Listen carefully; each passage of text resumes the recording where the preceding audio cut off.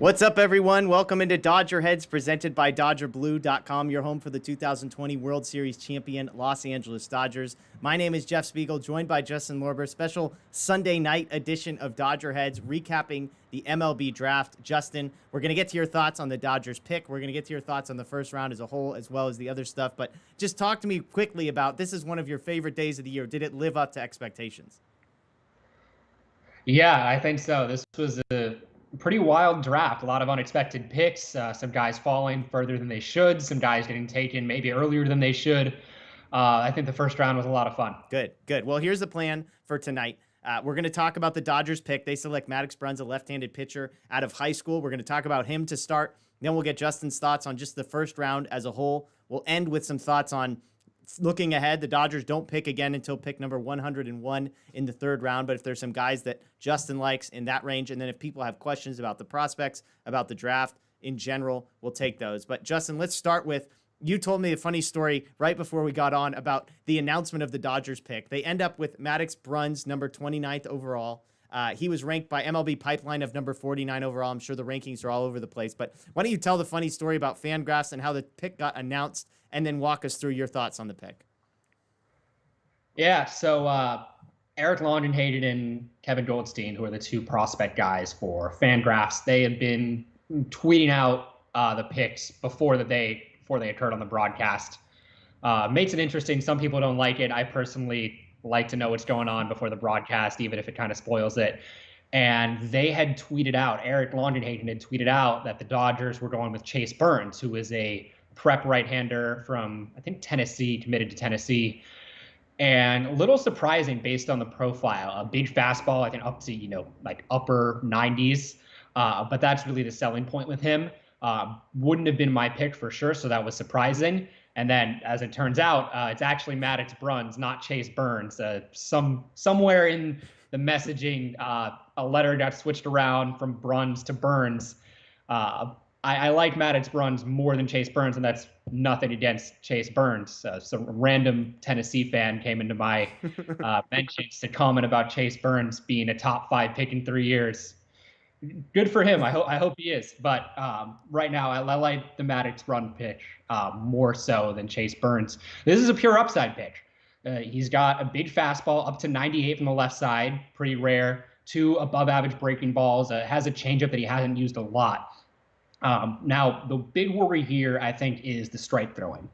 Hasn't thrown a lot of strikes. Possible reliever questions. He is older. He just turned 19 last month.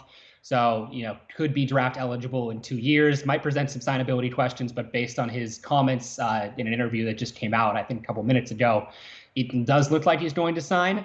But this is big upside, a very high upside arm, a lot of arm talent with Maddux Bruns. And you had kind of mentioned this wasn't a guy necessarily that was on your radar. As I mentioned, MLB Pipeline had him, I believe, ranked 49th on their board. And I've said it multiple times throughout the process. Justin is the expert here. I'm just sort of the casual fan that tags along. But if you're like me, you have to remind yourself constantly how different the MLB draft is from every other draft that we watch. If you get drafted in the NFL or the NBA, you don't have other options of what you can do. And also, you're picking from a very limited scope, a very limited talent pool. With the baseball draft, you're picking from high school, you're picking from JUCO, you're picking from, college. And then on top of that, the rankings are impacted by, is a guy a junior? Will he sign? Is a guy a senior? Does he have no leverage? Is a guy a high schooler? All sorts of variables here. So to say a guy's 49th overall on MLB Pipeline, I don't know where he's ranked on other places, but he very well could be a top 25 player on someone else's board just because of the variability. So talk to me, when you talk about upside, like you said, he's 98 from the left side, which is rare. He's a high school kid. I mean, obviously, old for a high school kid is fine compared to like old for a high school, college senior or something like that. He is 19, throws 98, has a slider, has a curveball, like the MLB comp of, he models his game after Clayton Kershaw. We'd love to hear that in Los Angeles. But talk to me a little bit about the upside. What are the concerns as far as relievers? Is it strictly can he throw strikes? Because to me, if you can't throw strikes in a high school game, that seems somewhat concerning. I think it's definitely concerning. And it's not necessarily just, he's a high school kid, he doesn't throw a lot of strikes. He's a high school kid. Compared to some of the other high school kids in this range, he threw a lot less strikes. Now, the stuff is really, really good. Yeah. We talked about the arm talent and the upside. Uh, if I hate to say like, oh, well, there's number one starter upside if he throws enough strikes, but this is the kind of stuff that would fit that. Yeah. He throws enough strikes. Now, that's a huge, huge question mark. Now, some of the stuff that I've seen, he posted a video on Twitter from May. Pretty good fastball metrics. It was one pitch, so it's hard to read into that a whole lot. But based on that, I think that would be an improvement from where he was last year, at least in terms of the metrics, and not necessarily just velocity and how it would play. And yeah, from what it looked like there, his curveball and fastball mirrored each other, at least with the data that he released publicly, mirrored each other pretty well, which is good to see. Yeah, I mean, and even if it is like the spin rate and that type of thing, I mean, that's a pretty stable deal. So it's not like he could throw 100 and one of them's going to be infinitely better than all the rest. I mean, it might be his best pitch out of 20 and he just decided to post that, but the odds of it being, 400 RPMs better than his average is probably low. So even if it's a small sample size, that is one interesting thing about that. I'm curious to get your take. It's the classic conversation that I'm sure scouting, farm directors and scouting coordinators across baseball have to deal with and talk about. Stuff versus control. If you had to pick one, Justin, are you always betting on stuff and just saying, we hope we can figure out the strike throwing? How likely is that? Versus do you take the known commodity, a guy who's maybe is a B plus in the stuff category, but the command is higher? Where do you fall on that debate? I mean, I think it completely depends on the player. For example, someone like Michael McGreevy, who went to the Cardinals at number 18. He is a command over stuff guy right now. But a lot of people think he's going to grow into more stuff. And a lot of these high school guys are naturally, they have more present stuff than they do present commands. And most people think, well, at least if you're going to draft them highly, you think that they're going to grow into that command and grow into being more of a strike thrower. And I don't think they take a guy like this if they think he's a reliever. They're not taking someone like this, regardless of the arm talent, in the first round if they think he's a reliever. They think he's going to throw enough strikes to start. And Billy Gasparino actually said that in his interview tonight. They think he'll throw enough strikes to start. And look, I think you have to have a certain degree of confidence with what they've been able to do with their high draft picks, especially some of the pitchers. Yeah. Walker Buehler, Bobby Miller looks great. I think he was someone who I wasn't expecting last year as well. Phenomenal pick, looks like a steal a year later. So Maddox Bruns, I think we could look back in a year, after a year, probably he'll go to the Arizona Complex League. He'll go to Camelback Ranch. I don't think he'll see low A, at least this year, perhaps early next year. We could be looking back in a year and say, he started throwing a ton of strikes and shouldn't have lasted that long. Yeah. I mean, and that's the ultimate point, right? Is that when you look at the Dodgers' track record of drafting, they've earned. It's kind of like, I think about certain teams. The Baltimore Ravens come to mind when I think of the NFL, where it's like if the Ravens take a guy, they get the benefit of the doubt. I'm a Raiders fan. If the Raiders take a guy, they get the opposite of the benefit of the doubt. Everyone just assumes that guy sucks. It feels like what the Dodgers are basically the Baltimore Ravens, where even if this guy was, number 50 on someone's board, when the Dodgers pick him, it's like, oh, are we missing something? Is there something we didn't see here? Is it fair to say that Andrew Friedman and the folks that are running the draft board have earned the right to be trusted in moments like this, even if it's a guy that wasn't necessarily on everybody's radar this high in the draft?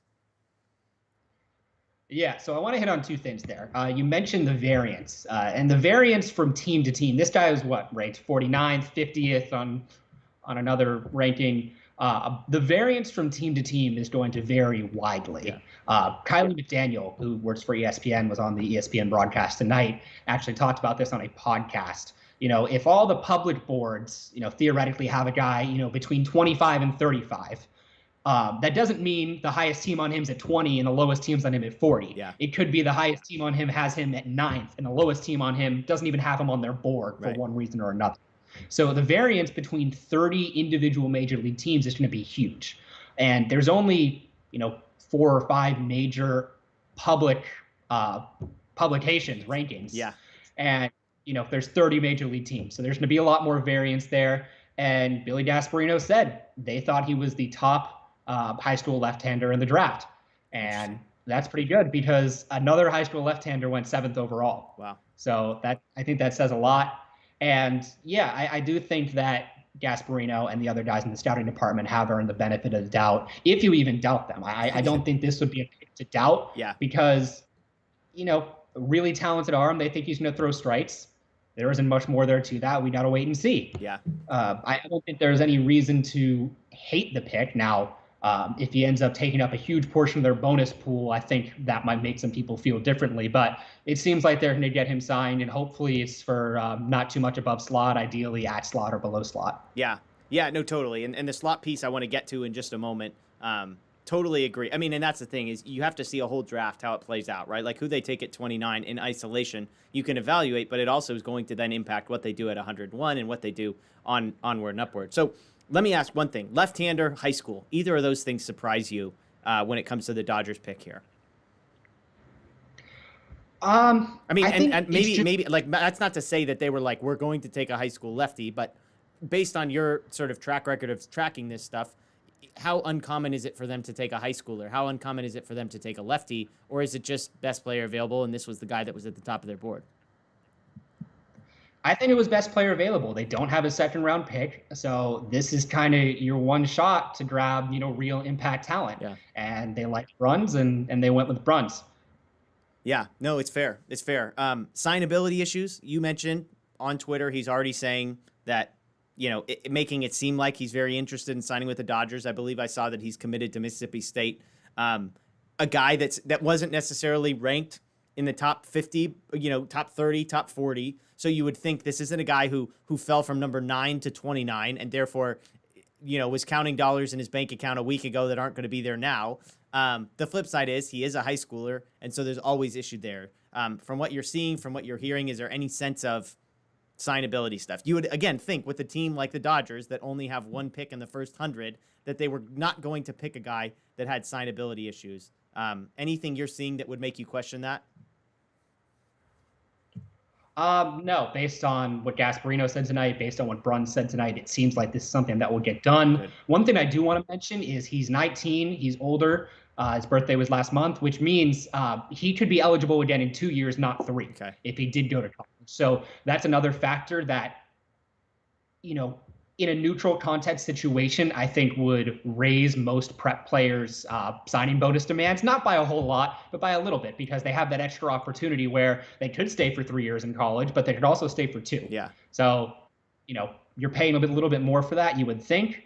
But yeah, I don't see with, the one pick in the first 2 rounds, I don't see him not getting signed. I mean, how does it work? Like, is it possible that, the day before the draft, the Dodgers said, here's a dollar number. If we pick you at 29, will you sign for this? And that it's kind of like, you just have it all agreed upon. I mean, obviously you can't put pen to paper, but is that the kind of thing that happens in the MLB draft?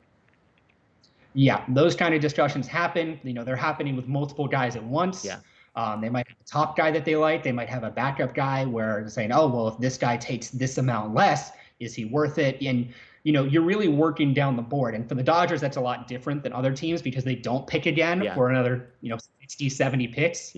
And hard to tell who's going to be there. I'm sure they have their targets. I'm sure, they're working hard, all those guys overnight, to try to figure out what the guys on the board left have as their numbers, what they need to sign. But no, I think overall there shouldn't be a signability issue in general. We talked about there's only one first-round pick. And based on his comments, it seems like he's going to sign. I think it would be weird after the comments tonight if he didn't. But, who knows? Okay, so let's transition into sort of a recap of the first round overall. And I'll start by asking a Dodger-specific question, and then we can get into the storylines. I'm curious, when the Dodgers came up on the clock, who were some of the names that you wish that you had at the top of your board ahead of Maddox? So Ty Madden was probably the biggest faller of this first round. He went, I think, 32nd to the Tigers, was, maybe a top 10 option, back of the top 10, probably in the teens, I think is where most of the mocks had him, somewhere in between pick 10 and pick 20. And he ended up going 32nd. He is not necessarily optimized for the modern game. J.J. Cooper of Baseball America wrote a really good article comparing him and Jack Leiter and how 10 years ago, these two guys are in the draft. Ty Madden probably is the more highly regarded prospect than Jack Leiter. but we've advanced a lot in, understanding how pitching works and what makes certain pitchers successful. And that's why a guy who, closer to 6 foot like Jack Leiter, despite that, is valued as the top pitcher in the draft. And Ty Madden fell to pick 32. Yeah. So I think he would have been a really good option. A lot of arm talent there, held his velocity, deep into games, upper to mid 90s velocity, really good slider too. But I understand why they didn't take him. Supposedly he had a big bonus demand, and the Tigers, with a very large bonus pool, unlike the Dodgers, will probably be able to supply what he's looking for. And then just a couple other guys I'll hit on real quick. Jaden Hill and Judd Fabian, 2 college SEC players I liked a lot. Now potentially both could go back to school if they don't get the money they're looking for, especially Judd Fabian, who's still 20, doesn't turn 21 until September. So he goes back to school, he goes back into the draft next year, and he's still 21. Yeah. He's the age of most college juniors because he went to school a little early. And Will Taylor was another guy who had some late buzz in the top 10. Didn't end up happening, didn't end up getting picked at all. I think the complicating thing with him and Bubba Chandler, for that matter, is they're both committed to Clemson to play football and baseball.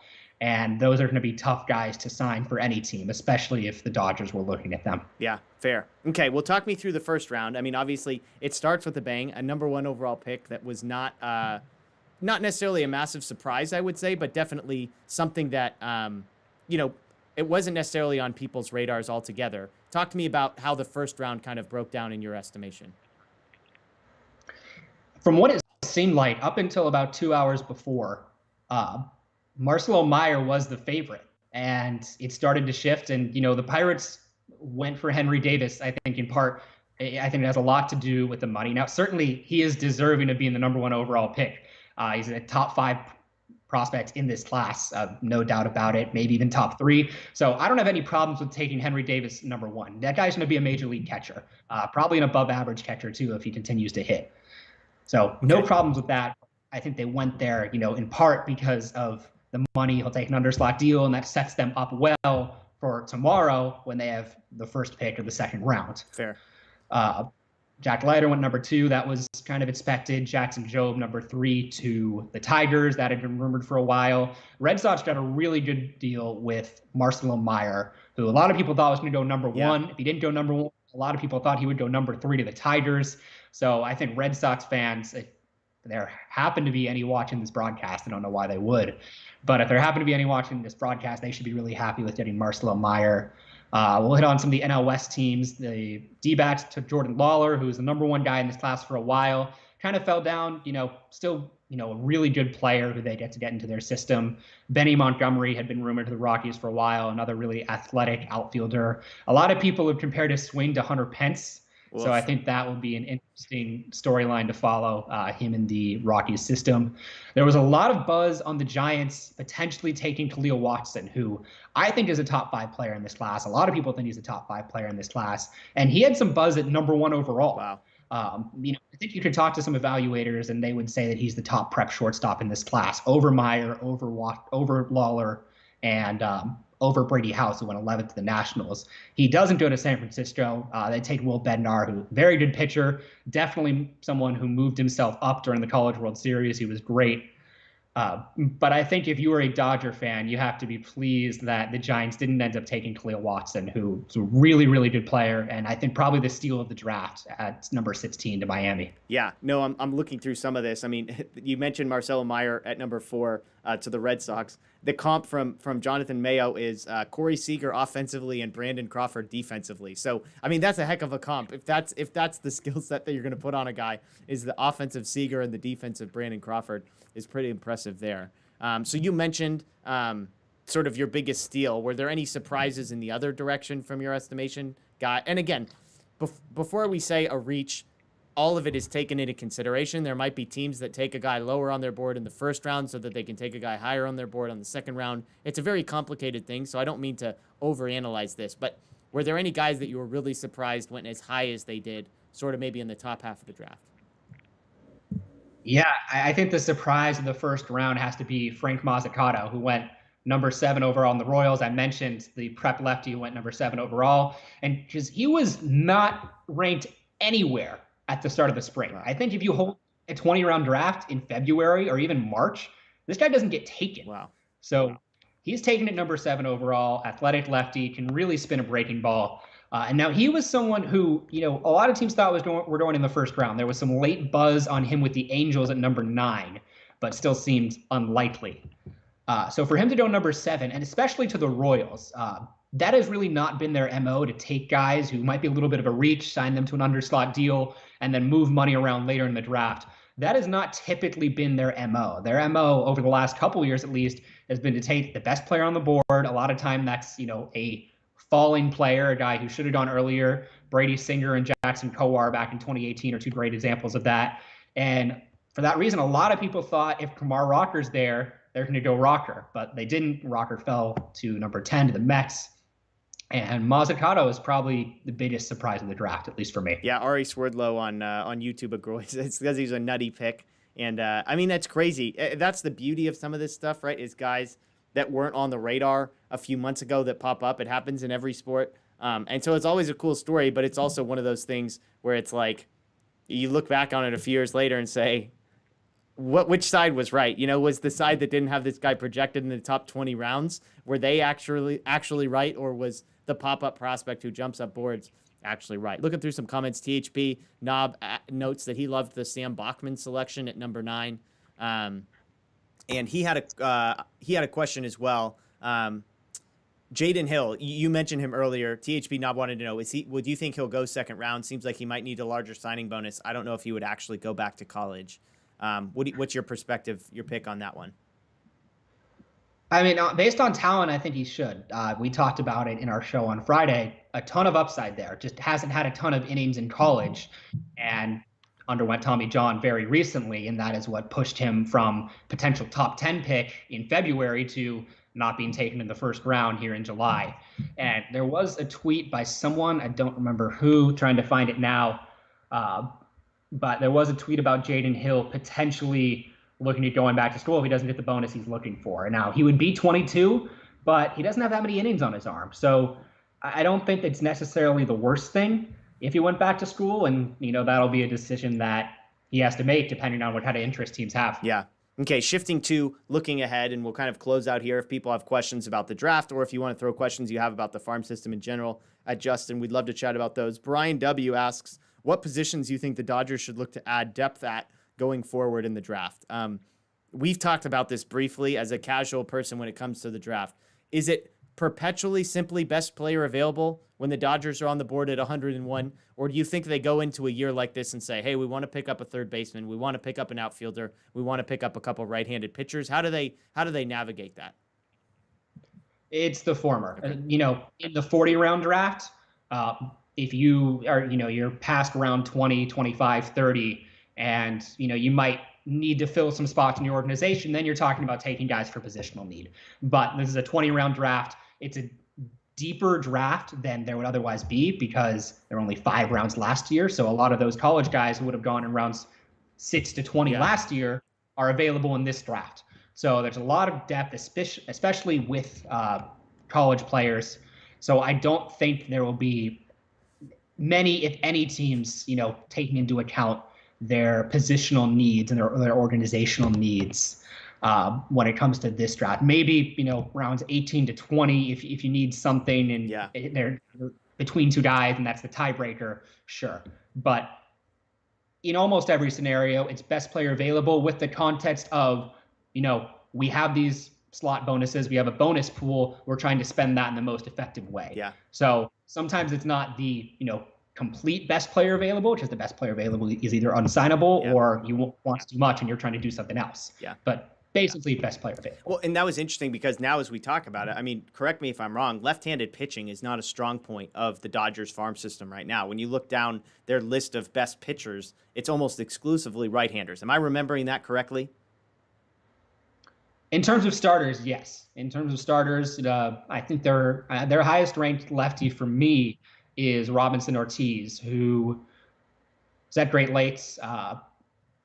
Some buzz on him last spring training that carried through to this year, but he got hurt very early in the year and hasn't pitched since. Got it. So, I'm just curious, I'm not saying the Dodgers wanted to go that route, but is it possible that it's one of those scenarios where you have two guys who are basically almost even on the board, factoring in cost, et cetera, it feels like left-handed pitching might be an area where it's like, hey, if all things are equal, we'll take the left-handed starter over the right-handed starter over the bat. Is that a fair assessment, or do you think that doesn't even factor in? I can't rule it out because I'm not in the room, but I would sincerely doubt it. Okay. Looking ahead, obviously hard to project because the Dodgers don't pick for another 70 picks or so. They pick at 101. As you said, kind of a deep draft. I would imagine the top of the draft is maybe a pretty normal year, given that any elite college talent last year all got taken. Those guys didn't come back. It's sort of the middle tier guys that probably returned. How are you feeling the way the board shook out in the first round? How are you feeling about the Dodgers? They've got, let's see, is it 8 picks, I believe, tomorrow in rounds 2 through 10. They're missing just their second rounder, and they pick in every round. So how are you feeling about those picks and any particular names? I mean, again, I know it's hard to project 70 picks from now, but any guys that you could see falling into that range that you like? Yeah, so I have on my prospect portal, I put up today when I updated my big board some targets in the 3rd round, 4th and 5th round, and then just guys who I like post 5th round.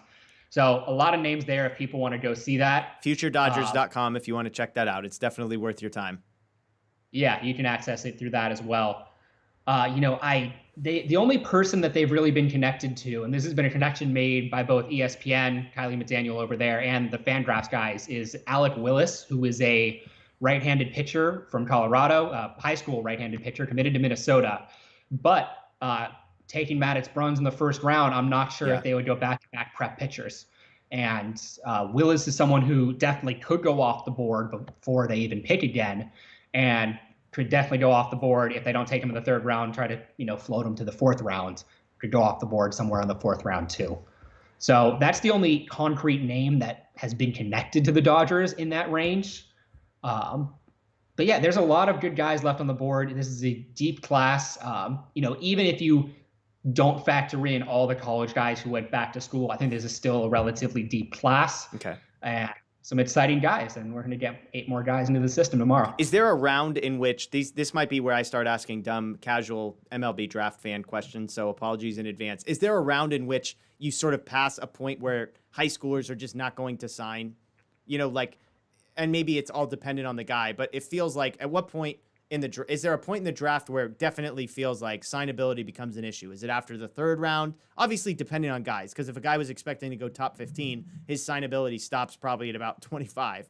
But a guy like the one you just mentioned, I mean, once you get to pick 101, is that guy still in play, or are you probably going to need to go so far over slot that it becomes untenable with most high school guys? Yeah, I would think Willis is in play at either the 3rd or 4th round pick if they can get him there.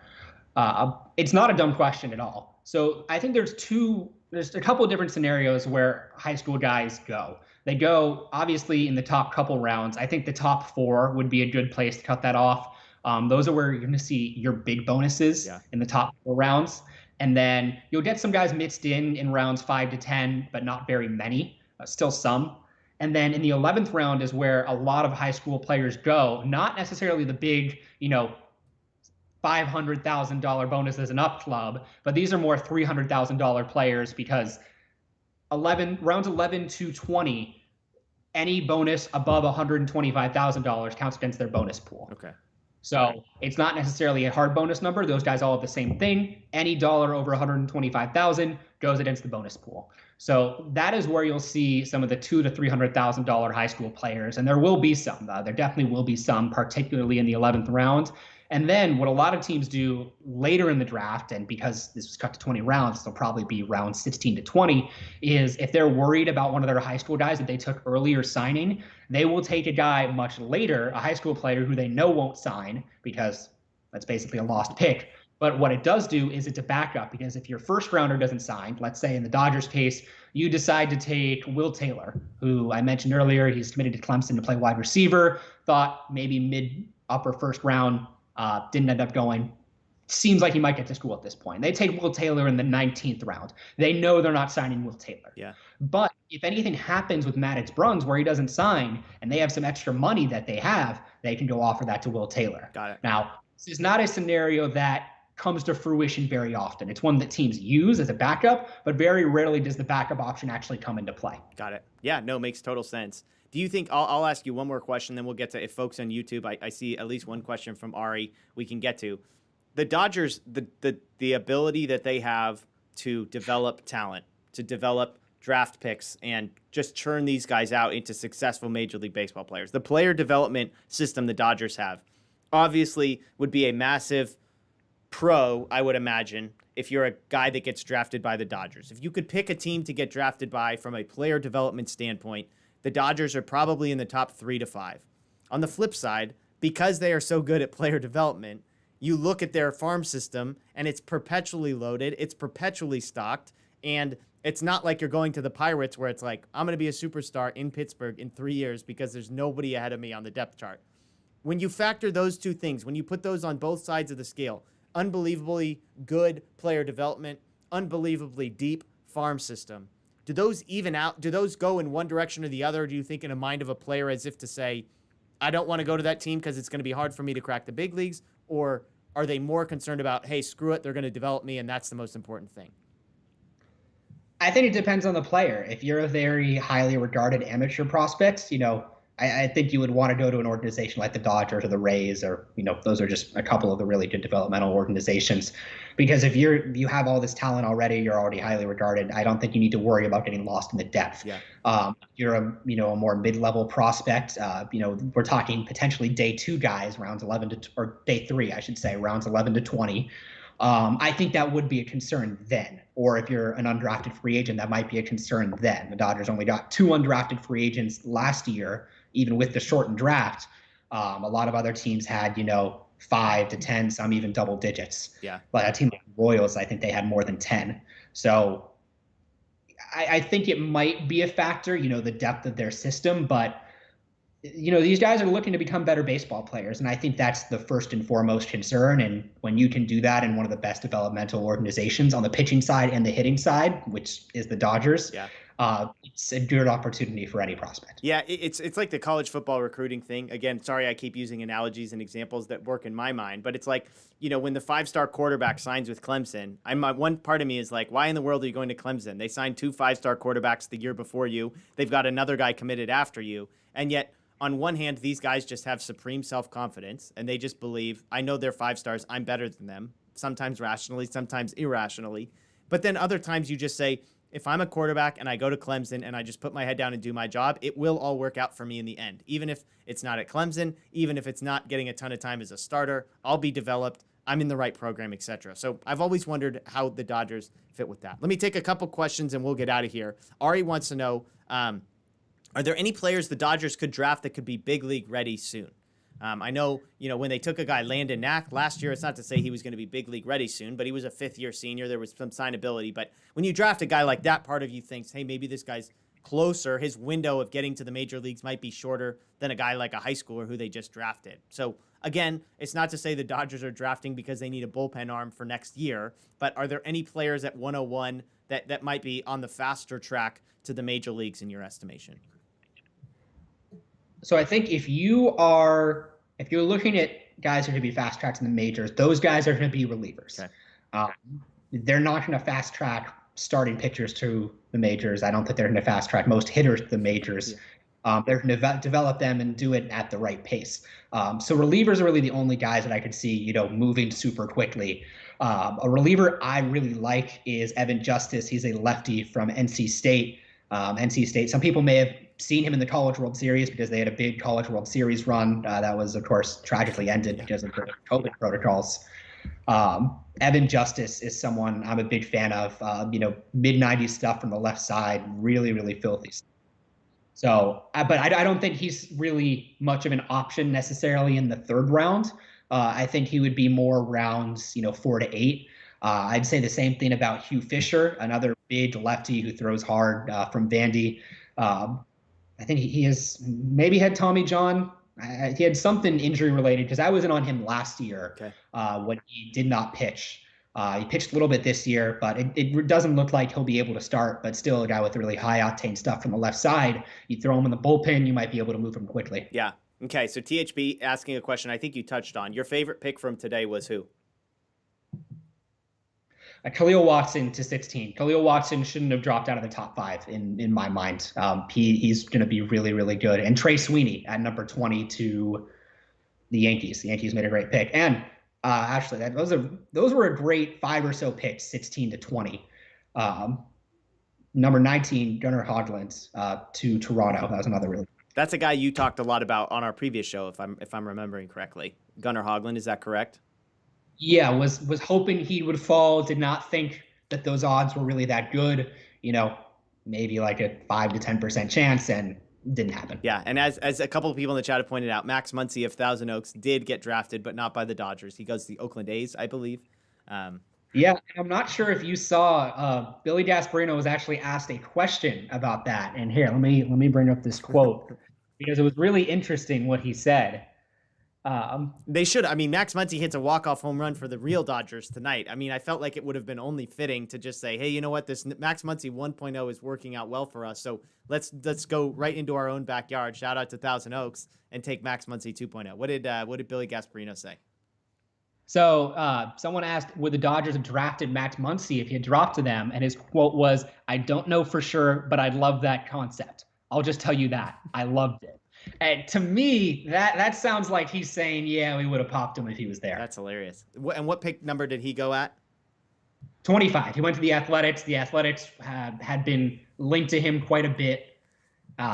They were linked to a lot of the prep backs in this class, and it makes sense why they went with Muncy. And was there another guy? There was another guy from Thousand Oaks that was potentially in the mix as a first-round pick. Is that right, or am I remembering wrong? You're not incorrect. So Muncy's teammate, his name's Rock Riggio, it doesn't really have like a surefire position. He might be an outfielder, he might be a second baseman, can really hit. But a lot of times those guys end up at college, just that kind of high school profile. But he's someone who could go, I think, anywhere from in the middle of round 2 if a team really likes him to maybe the end of round 4, and that might be where his signability ends.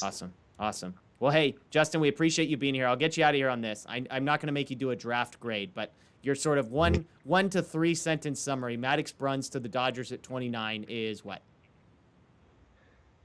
Is going to be a very good pick if he can throw strikes. Okay. And I'm excited to see it personally because he wasn't someone that I was super in on throughout this process. He was someone that I knew about, was big, really popped last summer, but wasn't someone that I was, really in on and, knew the whole book on this year. So I'm excited to see what he's got. I'm excited to see him hopefully at Camelback Ranch. Hopefully they let him get into a couple games. Yeah. And a guy like that, the timeline for like sort of evaluation in your estimation is like, is it kind of you'll evaluate this pick in 3 years? Is it 4 years? For a 19-year-old kid out of high school, how long do you wait before sort of forming an opinion? I mean, I have an opinion now. My opinion will be different in 6 months. It'll probably be different from that one in another 6 months. Okay. So I think, with prospects especially, development's always happening. Prospects are constantly changing. Values are changing. And the other thing is development isn't linear. Sometimes guys take steps backwards and then take 2 steps forward. Yeah. So development isn't always linear. And I think you got to believe in the Dodgers going with the upside pitcher. Yeah. They're saying he's going to throw strikes, and if he does, he's a special arm. Yeah, I mean, nobody's asking for my opinion as a guy that doesn't do research on this thing. My headline is, I just trust the Dodgers. They have earned the right to be trusted. Of course, there's a couple picks in there. We talked about Jaron Kendall a little bit and whether or not that was a mistake of a pick. I subscribe to what you're saying. You throw that dart every time, knowing that it doesn't work out every time, but the 3 times it does work out, i.e. some of these other guys, it works. You just take your chances and take your bet. So I trust the Dodgers. That's the headline. And secondly, as a noob, outsider, casual fan, I love that he's left-handed. I love that he throws 98 miles an hour. And I like that he's a high school player because it just gives you more of a runway developmentally. With a college player, if you can't get to him within 3 years, all of a sudden you've got a 25, 26-year-old that hasn't figured it out. With a 19-year-old, you've got 4 or 5 years to really form him, and then even if he comes up then, it's as a young guy. So just on paper, I like lefty. I like high school pitcher. I like that he throws 98 and that some people say he models his game after Clayton Kershaw. So anything I said there that you disagree with? No, I don't think anything there that I disagree What with. you said was far more significant and impactful. Somebody said Jeff and Justin giving good advice or good wisdom, and I said Justin's giving wisdom. I'm just asking dumb questions that occasionally border on decent ones. So, Justin, we appreciate you joining us. Justin and I will be back. We haven't figured out exactly when. Obviously, Major League Baseball, because they're so brilliant, they scheduled day 2 on the same day as the home run derby. So go figure the brilliance of that. I would love to say we're doing a live show tomorrow night, but it's unlikely because of the home run derby. So we'll do a draft recap at some point this week. So stay tuned for that. We'll break down days 2 and 3. Justin will have lots of thoughts. So hey, great turnout. We appreciate everybody joining. I see Eric, I see Ari, I see Paul, I see Ray, I see THP, I see Brian, Joss, iCash, Salty. Thank you so much for joining us. You can follow Justin at Future Dodgers on Twitter. FutureDodgers.com is where his big board is updated, his prospect rankings. It's the best stuff out there for Dodger prospects. So we're fortunate that he comes on. Daniel and I will be back tomorrow recording a show. So be on the lookout for the weekly Dodger Heads. That'll go tomorrow. So Justin, thank you again. It's late for you on the East Coast. Enjoy the rest of your night, and we'll talk to you again in the next couple of days. Thanks, Jeff. The best team holding a trophy high in the air. The Los Angeles Dodgers, champions of the baseball